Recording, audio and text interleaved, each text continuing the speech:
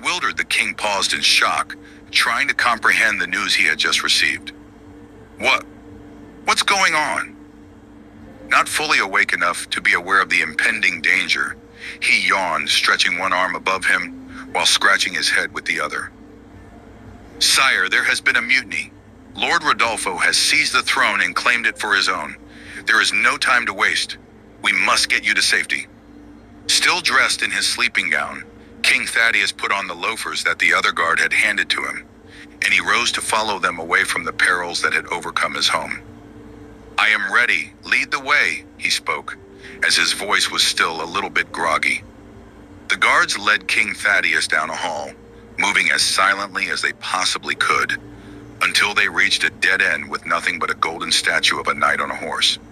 Both of the guards removed their swords from their sheaths and held them up to cross blades with the one held by the statue. A split second later, a large brass door appeared in the wall.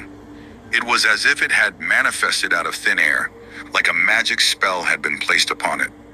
One of the guards reached out and knocked on the door 3 times, slowly causing the door to swing open.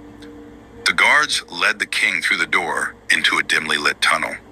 They tread quickly down the long, narrow path, as King Thaddeus glanced behind him to bid his castle a sad farewell.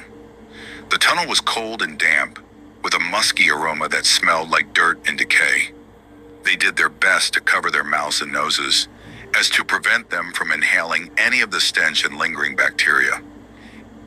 At the end of the tunnel there was a staircase. As they climbed, King Thaddeus feared of what lay ahead of him on this perilous journey. His fears grew worse as he noticed that the stairs led to another dead end. But his fears quickly vanished when the guard up front reached above him and pushed open a hatch, flooding the staircase with sunlight. At that moment, a couple pairs of hands reached down and pulled him up. The other guard motioned for the king to go ahead of him, and he too was lifted up out of the ground. He realized that he was in an open field about a mile from his castle, and he was surrounded with a small number of men from his royal guard.